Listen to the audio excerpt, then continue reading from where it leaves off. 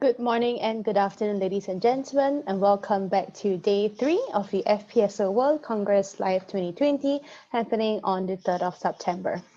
Once again, I would like to express our greatest thanks to all our sponsors for helping us make this happen. Of course, to all of you for joining us live from wherever you are.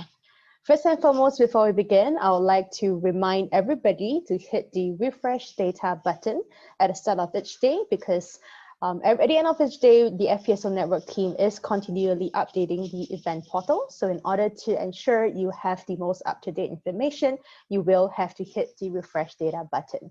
Now, where can you find it? If you look at the top right-hand corner of the screen by your profile picture, or it can be just your initial, click on it, and there's a button that says refresh data. So this is a reminder once again to do so if you have not already done that. Now, just a couple of recaps again, because we have some of you joining us fresh for today. This agenda timeline page essentially shows all the sessions that are happening across the FPSO World Congress Live 2020 across all 5 days. When you hit on an agenda session, you will be able to input any questions that you have in the live Q&A box. Remember, you don't have to wait till the end of the session to ask any questions that you have. Please do so as and when you like. You will also be able to find out more information about the session via the session info tab. And more importantly, you can take down any notes throughout the presentation and export my session notes after each session. For those of you who would like to view the recorded sessions that have happened over the past 2 days, you can do so. And you will be able to do so 24 hours after the day itself. All you need to do is go back to the session, find the button that says session recording, hit play, and you will be able to watch the sessions. We also have the virtual exhibition booth, and I hope by now all of you have taken the time and chance to explore all the different stuff that we have for you. But if you have not done so, visit the virtual exhibition booth and find out more about our sponsors, their solutions, their products, and the different resources that they have prepared just for you guys. Of course, you can also visit the FPSO Network booth. We already have a lot of information, brochures, and market reports for you to download. Finally, for those of you who like to connect and make new friends with one another, all registered participants to this Congress can be found in the Meeting Hub.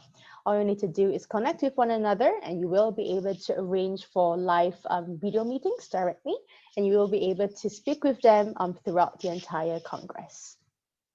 This is also a reminder for you to update your profile so everybody will know who they are connecting and speaking with. So do take some time to tell us a little bit more about yourself, include your social media profiles, LinkedIn profiles, so on and so forth, so we can keep the connection going even after the Congress.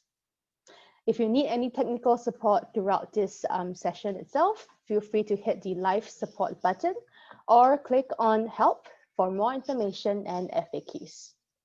Now, without further ado, I'd like to introduce the 2 chairpersons we have for day 3 of the Congress, Mr. Chirag Sehgal as well as Mr. Zishan Khan.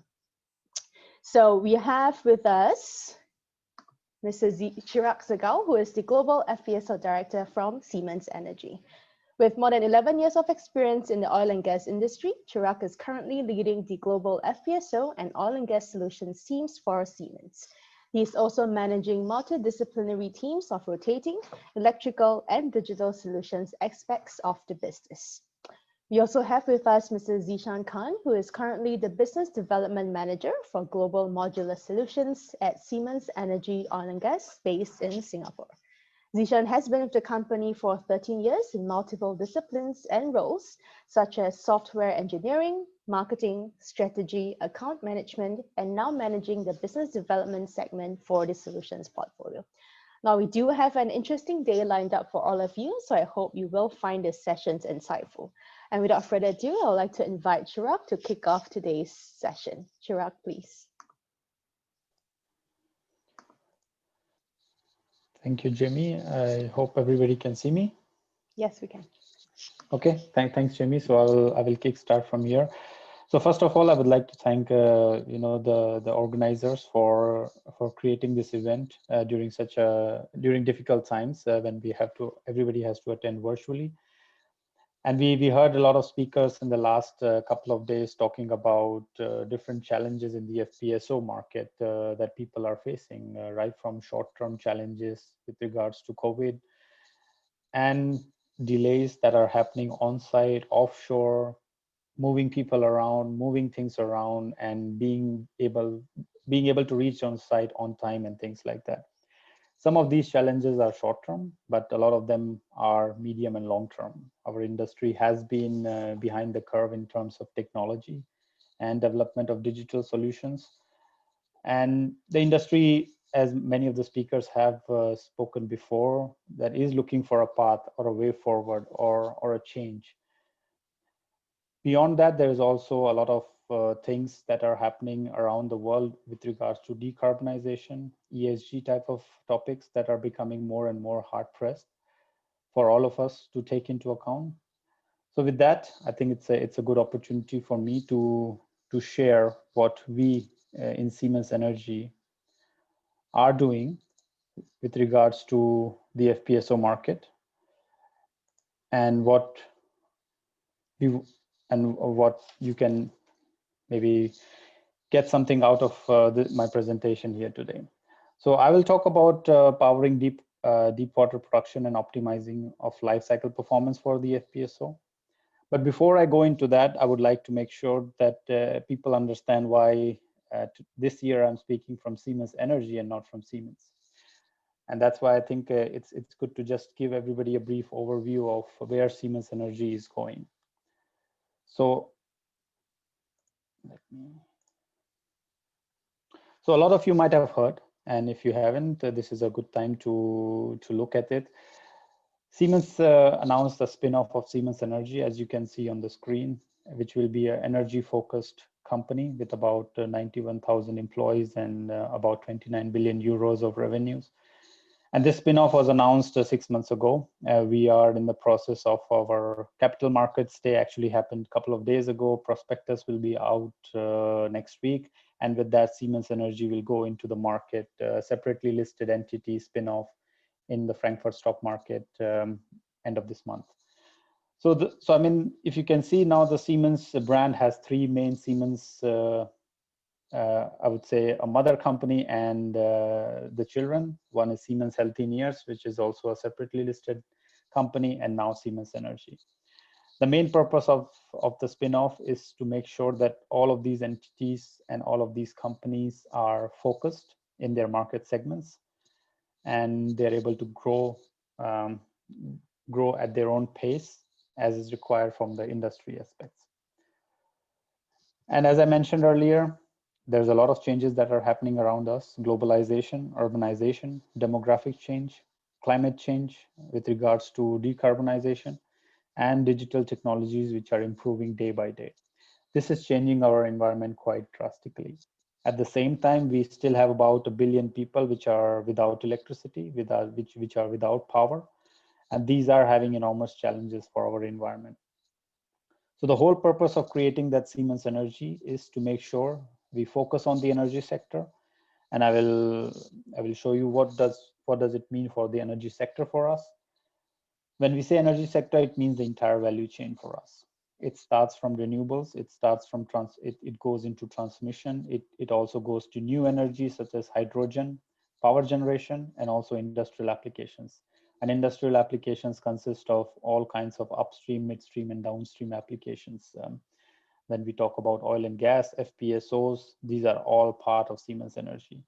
And the whole purpose, again, just to reiterate, the whole purpose of creating a Siemens Energy and a separate company and a separate brand is to make sure that we as a company can have a leading role in the energy industry, be it onshore, offshore, oil and gas generation, industrial, renewables, transmission, electricity.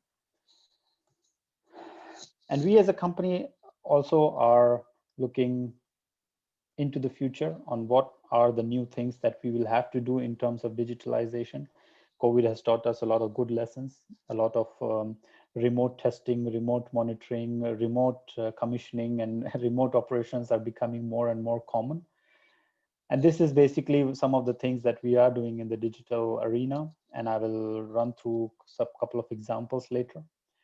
But these are some of the things that we have been doing, and especially when you look at it, whether it's Topside 4.0, cybersecurity, creating digital twin of plants, remote diagnostics, these are very key aspects of our business going forward.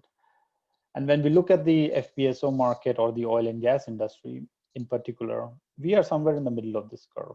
We can always talk about we can always we can always talk about what are these where we are in the journey of digital maturity and intelligence versus the level of digitalization that you see on the y-axis. We are definitely not at the first level, which is the higher level of automation and control. We are definitely not at the last stage where we are fully digital plant with autonomous operations. We are somewhere in the middle. The first four stages, many companies have achieved, not all in the industry, but workflow changes, remote commissioning and support, virtual operations are technologies that are readily available in the market, and of course definitely with Siemens Energy also, that can be used and can be deployed on a day-to-day basis nowadays. Have we reached remote operations? I don't think so. Have we reached normally unmanned operations? I don't think so. And autonomous operation is definitely still a little bit further away. So what as a company we are looking at in terms in the FPSO market especially is low manned operations. When we say low manned, it means low manned offshore. It does not mean taking people out of jobs completely. It just means that the operational team is smaller and there are more experts sitting in offices or these days at home giving you expert advice rather than being on site. So when we talk about the whole plethora of things that we are doing in the industry or in the oil and gas market, and especially in the FPSO market, there's a lot of things. When it starts from physical assets, of course, it goes into electrical and automation, and then it moves into digital. Physical assets people are well aware about. Without physical assets, you don't have anything in the FPSO or in the offshore or in the oil and gas industry. Physical assets are platforms. Physical assets are FPSOs, risers, mooring, gas turbines, compressors, things like that. But now we are moving more and more towards digitally enhanced electrical and automation solutions, which a lot of FPSO operators are getting used to deploying it. And then we have a lot of industrial new softwares and OEM services that are coming up. And on top of that lies the digital solutions, which is basically developing these digital solutions together. And developing these is not an easy task because for that, as you see on the slightly right side of the screen, you need some digital expertise. You need this expertise which is not readily available in the industry as such, not as of now at least. But you also need domain know-how. You also need the experience of OEMs and operators and subcontractors and suppliers. And then only you can achieve the value that has always been promised, by the digital solution. Whether you can reduce the capex, whether you can reduce the project delivery, whether you can reduce the opex and improve the operational efficiency. And we have been moving. We have taken some strides into that arena, and as we go along, I will show you some of that, and hopefully it will invoke the interest of many other people who are listening to us today. So when we talk about physical assets, as I mentioned, we as a company have been moving towards developing new technologies, developing new kinds of physical assets which can be deployed into the market on the FPSOs on a readily. I mean, we have been developing this gas turbine solution or a power solution for a long time now, and we came up with this technology which has been deployed now into the market, which has the highest uptime in the segment. I mean, many people who are aware about this will see the level A, level B, level C operating hours and the maintenance plan schedule at the bottom of the screen, how far stretched they are. And this has only been possible because of our R&D expertise, because of the digital solutions that we have been deploying, because of the remote diagnostics, because of the maintenance plans, because of the digital solutions that we have been able to deploy. We have been able to increase the efficiency way beyond of what has been available in the market. And also it comes with fourth generation DLE because, as I mentioned earlier, decarbonization is going to be the name of the game in the future. Midterm and long-term solutions has to take into account the NOx levels, has to take into account the carbon footprint. There is no running. There is no running away from it. We see more and more FPSOs in the market, be it Australia, be it Brazil, be it anywhere, be it North Sea. Customers, operators, and clients are asking for less carbon emissions solution. And this is going to become a norm as we go along, and as an industry, we have to move along with that. So, I mean, beyond this, we have also been developing few other things, which are, some of them are under deployment and some of them will be deployed in the future. One of the other things we have been doing is coming up with combined cycle solutions offshore the FPSO. A standard combined cycle is very heavy, especially when you see in onshore power plants. But we have that experience, we have that expertise in-house. So what we did was we took some of that expertise and we created an ultra-light combined cycle. A lot of that technology is proprietary to Siemens Energy. And as you can see on the left of your screen, on the center of your screen, the whole stack, or a plug and play kind of ultralight combined cycle module that sits on top of the gas turbine exhaust. And that it contains a steam turbine module, balance of plant, and heat recovery steam generator. And some of the things that we have been able to do with this ultralight combined cycle, with power and heat supply, space availability, we take into account degree of pre-installation that is required, especially on an FPSO. And we do understand the know-how with regards to flexible operation modes. Power plants onshore are very different from power that is required offshore. So we have taken all these things into account when we deploy these kind of, or when we engineer these kind of solutions. So, I mean, this is just to give you an example of when you have a 2 gas turbine and a 1 steam turbine, or an ultralight combined cycle on top of an FPSO. There is approximately 110,000 tons per annum of CO2 savings you can have. And many jurisdictions nowadays deploy these carbon tax, as you may call it. There's also an incredible amount of savings from those CO2 tax, if it is really, up to, if you have to pay a carbon footprint tax in some of these jurisdictions. And not to forget, with combined cycle, you do get more power out of it. So you can do multiple other things onto the FPSO with regards to space and weight.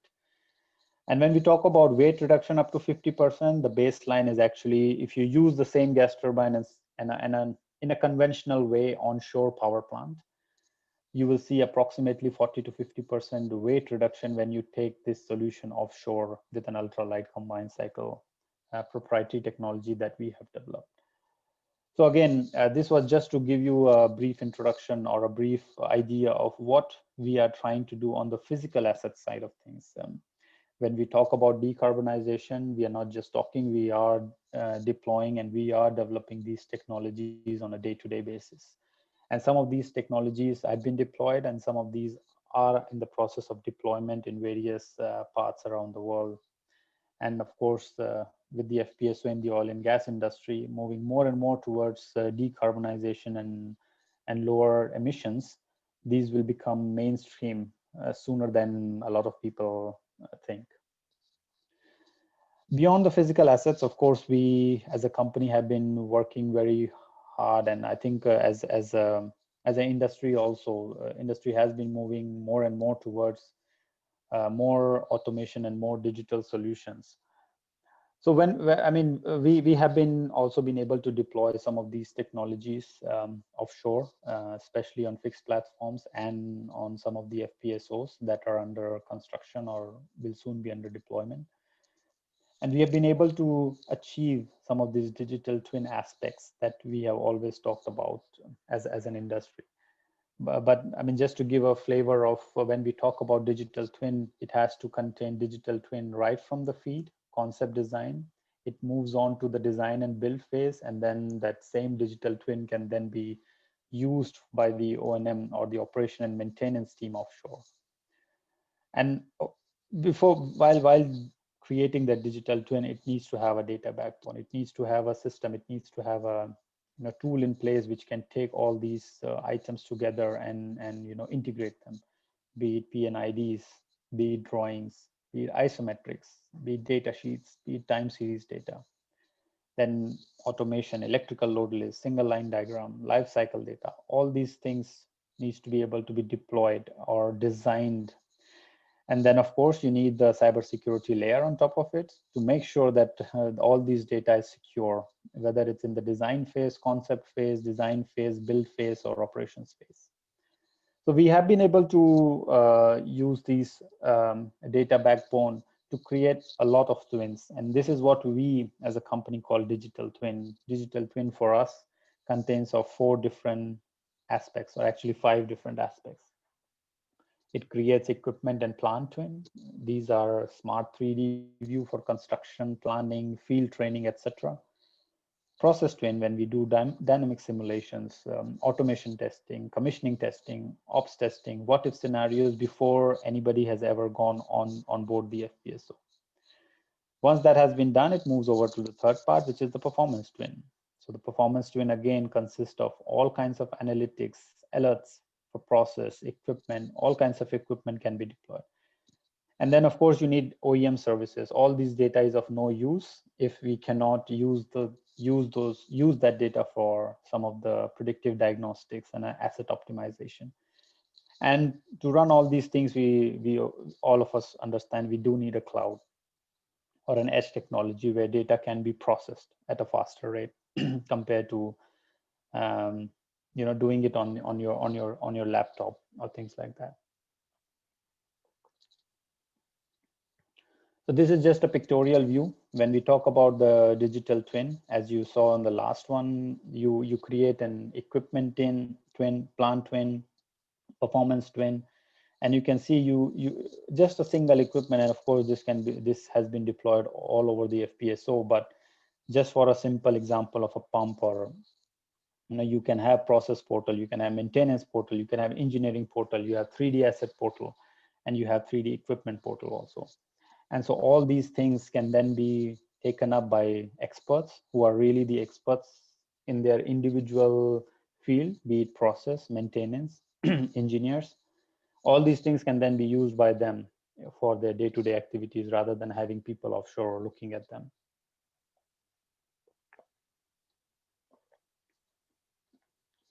And we did deploy this in one of the North Sea fields, where we were able to achieve quite a substantial amount of reduction in terms of people offshore. We took it down from, I think, almost reduction of 60 to 70% of people offshore. Again, the people have been moved from offshore to onshore center rather than not having them there. Of course, it provides lower OPEX. You need less helicopter choppers. You need less less maintenance offshore for all these people. HSE becomes a topic because there are less people to take care of.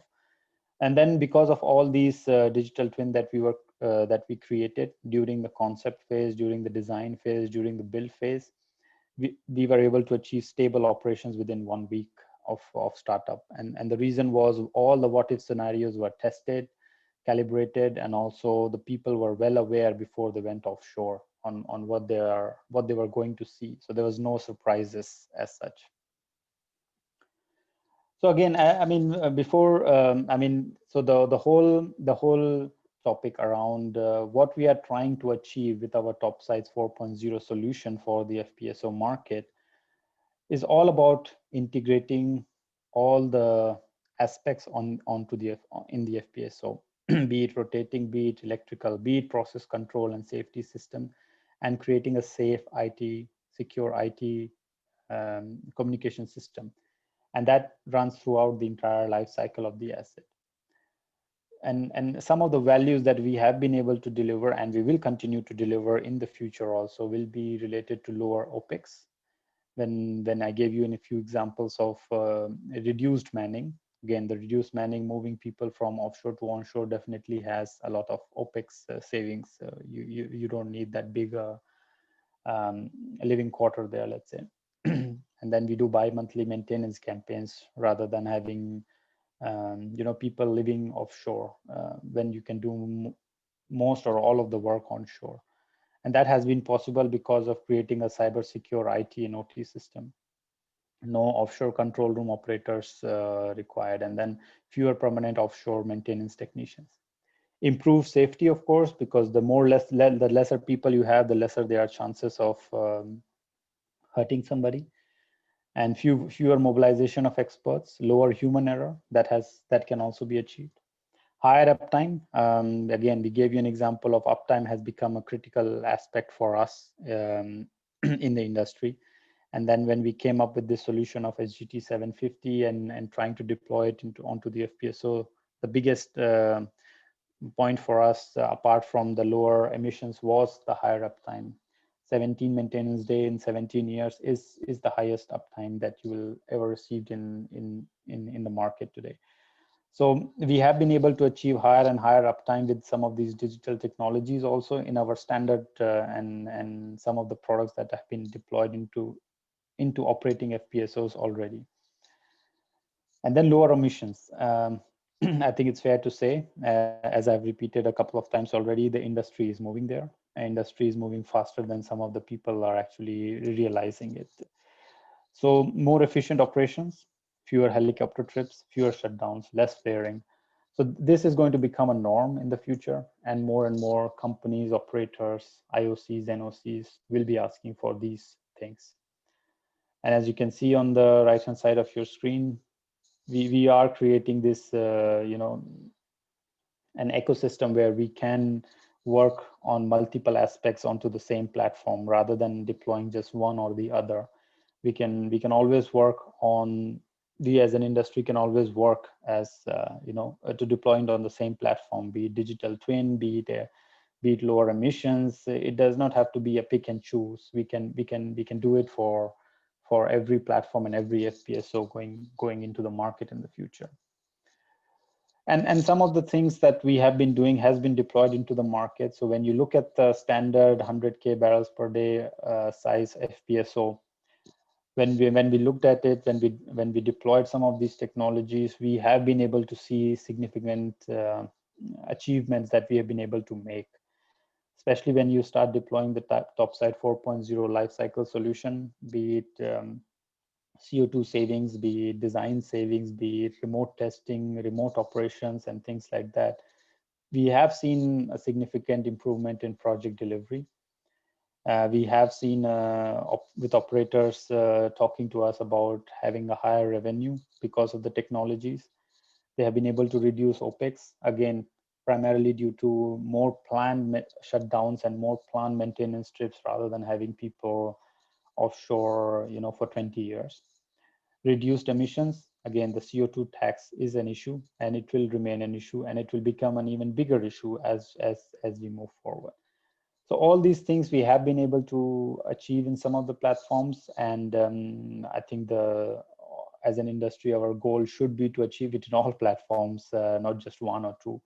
And COVID has taught us one thing, that the technology is available. It's just that people have been hesitant to use it. People have always looked to the things that have worked in the past without probably realizing that the technologies available today are at the level where it can be deployed without having any significant issues. So again, with that, I think we all as an industry have especially in the FPSO market, where we see a lot of FIDs getting delayed, projects are being challenged, and it will remain so with the oil price and the situation that we all are living in, with the oil demand still lower than where it was about a year ago. So we do have an extensive experience in the industry and I think we need to come up with solutions which are useful, whether it's regards to decarbonization, whether it's regard to digital technologies, and deploying some of these new technologies without the fear of the unknown. So with that, I would hand back to Jamie if you have any question and answers, if you have any questions for me. Thank you very much, Chirag, for an interesting presentation. Now, I do have a couple of questions, actually.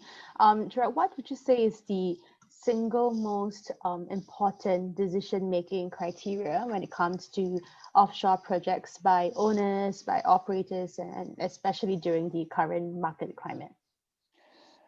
Okay, I think interesting question, but I think the single most probably nowadays is capex. People are tight. The cash flows are constrained for everybody. I think it's a known. It's not a hidden aspect anymore.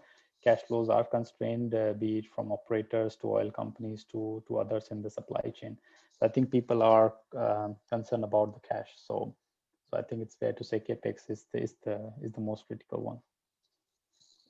Definitely, I think especially, I mean, it has always been important, but I think especially in the situation that we are in. What are the key considerations then for operators? And what should they do differently if they're going with Topsides 4.0, what you mentioned, rather than the traditional Topside solutions? Are there any major differences? I think the one major difference I find always is the integrated planning from design or concept feed to detailed design to operation and maintenance. I think that has always been difficult to achieve because there are multiple contractors that work on the same project, and integrating all these things together is not easy. I would not say the solution that we have deployed has been easy, but so yeah, I think that has to be planned properly, especially when you start to look at digital technologies and digital solution. Uh, and I think again, people should not be scared of the unknown. There are enough suppliers such as Siemens Energy, which are quite experienced and confident of the technology that they are deploying. So I think it's just sometimes the fear of the unknown also. Yes, of course. And in fact, I think as a follow-up to that question, we have someone from the audience who's asking, can you share the case studies that have been applied with Siemens Topside 4.0? Yeah, so we have one already running, and one name I can give, which is Ivarasan, which is there in the Norwegian offshore.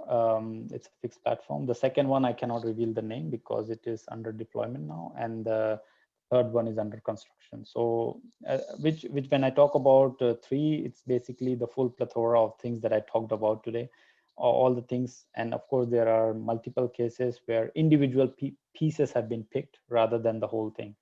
So when I talk about the whole thing, we have, and then of course, if more information is required, I'm more than happy to share it on a one-to-one basis. Yes, of course. So I think I think Yuki asked that question. So Yuki, I think what you can do is head over to the Siemens booth at the virtual exhibition booth and connect with somebody from any representatives from the Siemens team, and they'll be able to share that directly with you. But oh, the questions are coming in, Chirag. Can this actually be applied to existing deep water fields as well? So we get this question quite often actually. Existing one, okay. I think that two things that I mentioned. So let's say about the carbon example that I showed for the carbon footprint about the ultralight combined cycle. As you saw, the design has been created so that it can be deployed on an existing installation because it goes and sits on top of the exhaust of the gas turbine. It is not built from bottom up. The second thing on some of the digital technologies that I talked about, some of them can be deployed, not the whole thing, because it will take a lot of data entry if you try to deploy that. But the pieces of it can be deployed. Remote diagnostics, remote preventive maintenance, these are very standard.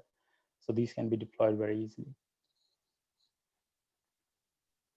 Thank you, Chirag. What's the initial, we have someone asking, what's the initial cost impact of going to the Topside 4.0 compared to the traditional models? Okay, the cost impact that we have seen, especially on the equipment side, or when people talk about digital solution, people think you might have to put thousands and thousands extra transmitters. Yes, you might have to, but the transmitter costs are generally very low these days.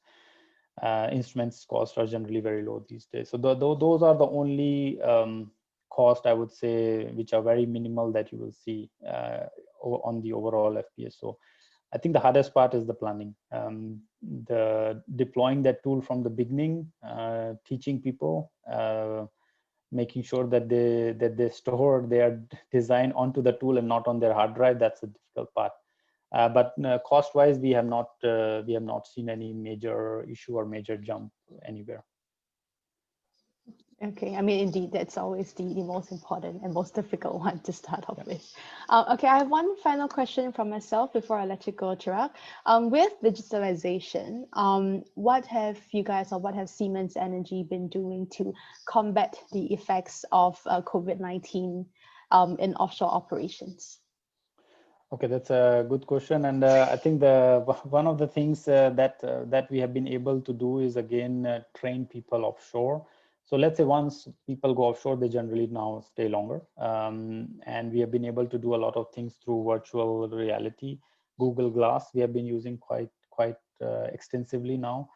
We have also been able to commission some of the things remotely. I think it's if the operator has a good internet connection, I think it's nowadays it's possible. That's the basis of everything. Yeah. Okay, Chirag, thank you very much for your time and for sharing and giving us a very interesting presentation. I would like now to show a video. So this is continuing with our power demonstration video segment that we have been running over the past 2 days. This is part of the presentation that you've just delivered. It's actually a video from Siemens. So once again, thank you very much, Chirag, and we'll be showing the video from Siemens Energy. Thank you.